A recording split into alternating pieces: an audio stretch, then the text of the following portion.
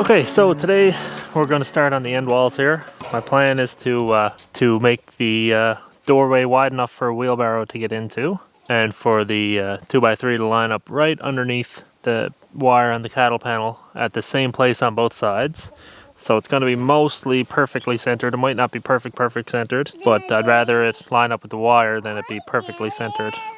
So this is a job you can do by yourself, or if you want to make it hard, you do it with a 2-year-old. Yeah, babe. Are we done yet? Were we done yet? Yeah. Yeah, we're not started yet, Millie.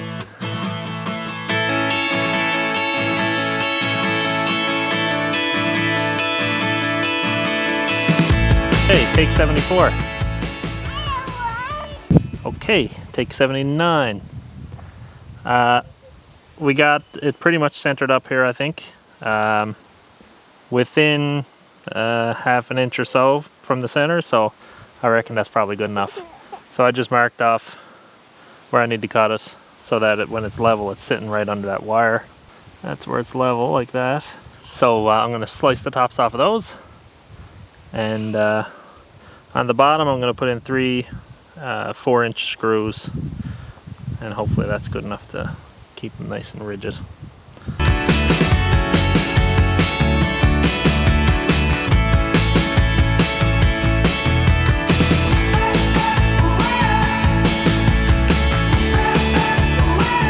Alright, so we got the 2 uprights there. I think they look obviously not quite centered, but I think once I pull them over, my 2x3 came out eventually, but once I push them over, they'll be leveled up, and once I attach them to the sides there, that should be all squared up then. I'll make sure it's all square then before I keep going. Okay, what an evening. Let's have a little walk around. There's like some bird that makes a really beautiful noise. Can you hear it? It's nice, isn't it? Let me know if you know what that is.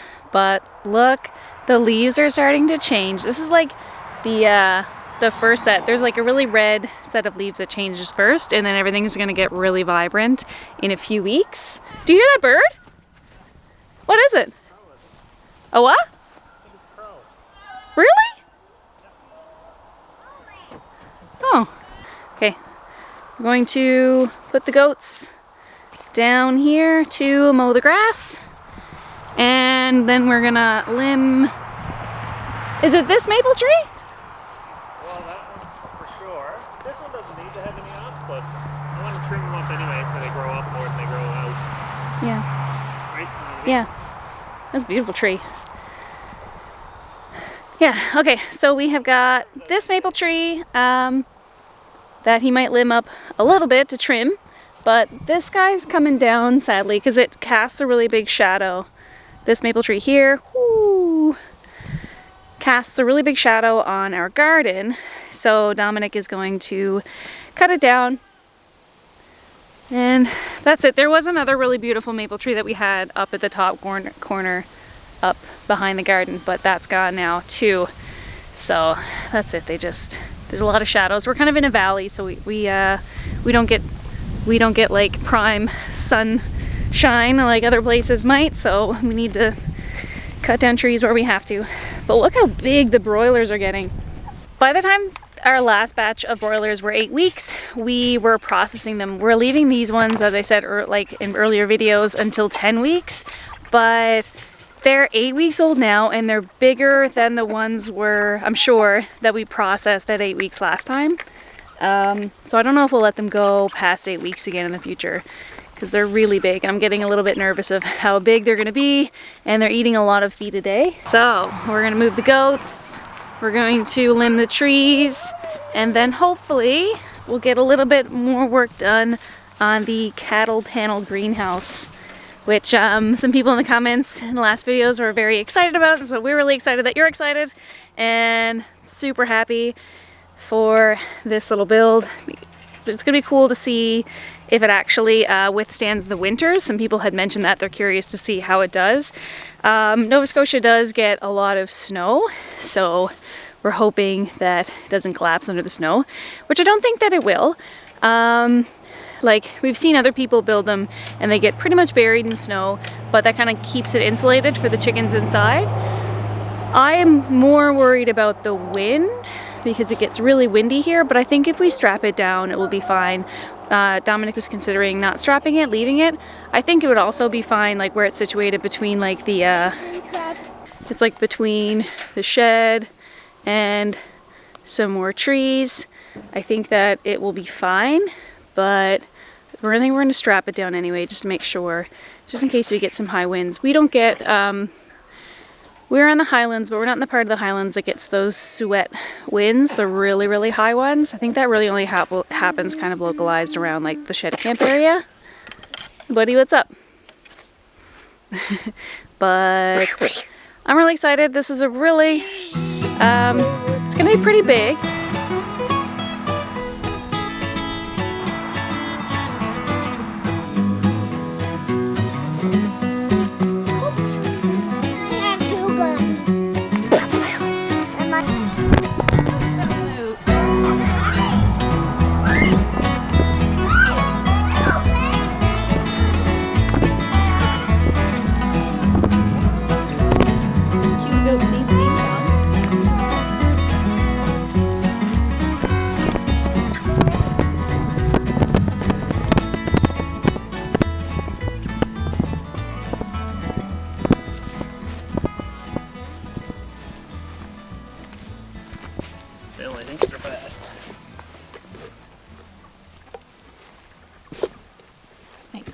Dominic has been moving the chickens twice a day because they do get very, very poopy halfway through the day. We're also noticing that their feed buckets are empty at this point of the day. So those are 2 buckets of feed and he fills them twice. I think it's about 20 pounds of feed a day because each one holds about 5 pounds of feed.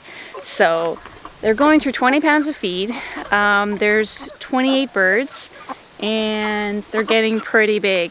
They're the size of turkeys. Getting there. Yeah. Maybe we should take one out and do it for Thanksgiving. Pluck it by hand? Yeah. Why not? It's about the size of Thanksgiving. Just take the biggest one. We'd have to do it like soon. Tomorrow. Because we'd have to rest. It's easy to do one. You could do that in the kitchen.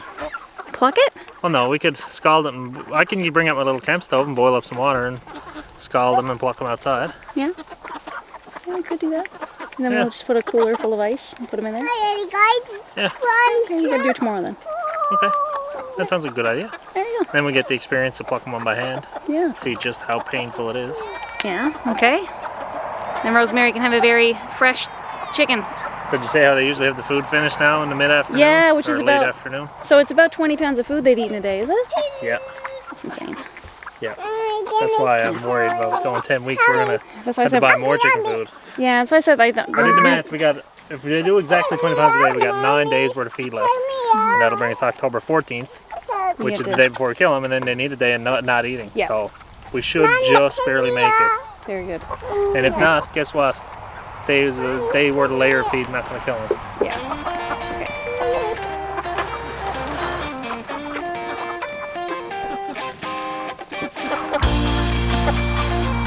They have a constant supply of us. Barely.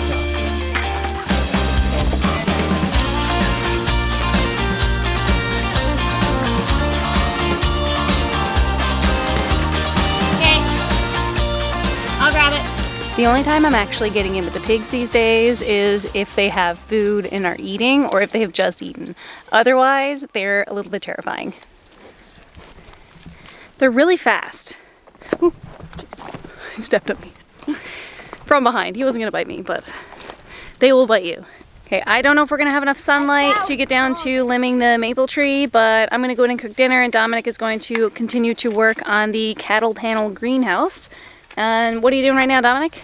I'm just going to put the braces in on either side, then put the top door jamb across, and then I'm going to put a piece on the bottom flush with the 2x6, so the door will just slide right into the 2x3 frame.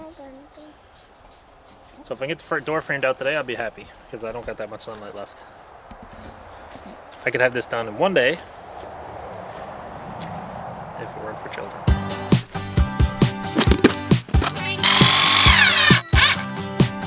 Get up there.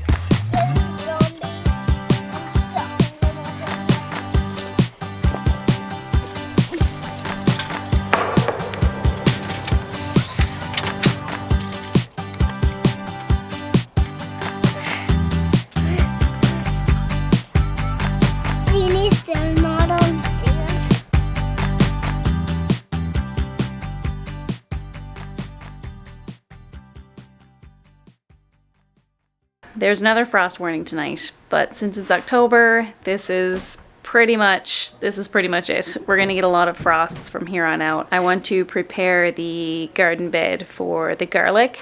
So I think like the tomatoes are not ripening.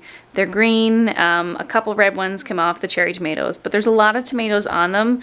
And someone mentioned in the comments, and I read up a little bit about it, that the last ditch effort that someone can have for ripening their tomatoes is to dig them up and put them, like hang them upside down from their vines. So I have my laundry drying rack here. I am gonna run outside. It's like 8:30 at night, it's pretty dark out, and try to salvage our tomatoes and see if we can get any this year. It's fine. Next year we'll put them in the greenhouse and they'll ripen in there, but you know, it was a good try. A lot of tomatoes on here that did not ripen. There's a big Roma tomato plant. I'm down by the basement. I just hauled them up by their roots, and I'm gonna bring them downstairs and hang them up. I haven't gone over to the other tomatoes. I have some really nice heirloom, like really big tomatoes I started from seed that haven't ripened yet, so I'm hoping those ones come out too. But I have a lot of cherry tomatoes and Roma tomatoes on these vines that I'm hoping at least some of them might ripen.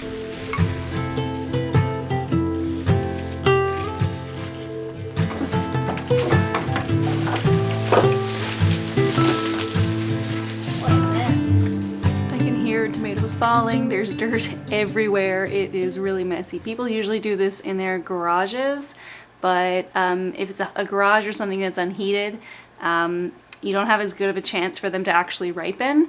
So we're just having them in the basement. I put some garbage bags down there. We'll just clean it up. It's fine.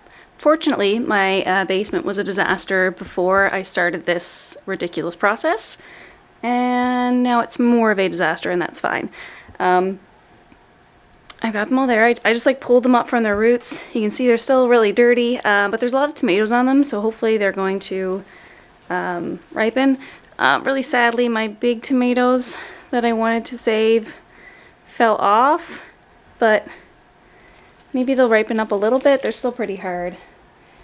I don't think they had a chance, but anyway, we'll leave them for a little while, and I guess we'll see in a few days what happens.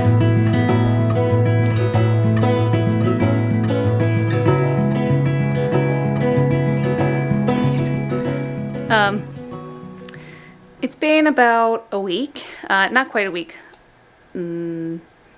5 days I guess. Maybe I need to leave it more time, but so far we've had minimal success, I would say, and that's a stretch.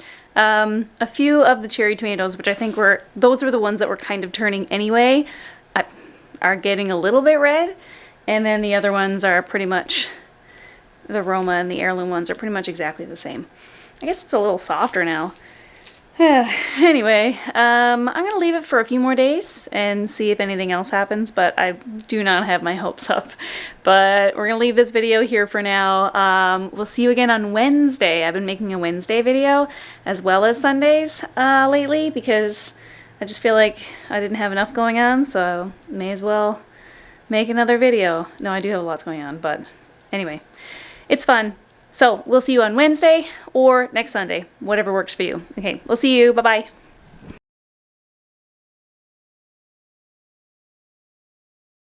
Can you get it? Get what? It's too far away. What is it? It's my apple too far away. Your apple fell in the water. Yeah. It's too far away. It's too far away. It is too far away. Eat that one? Hey. Gonna need that one. Yes, the frogs and bugs can eat that one. And you can get another one.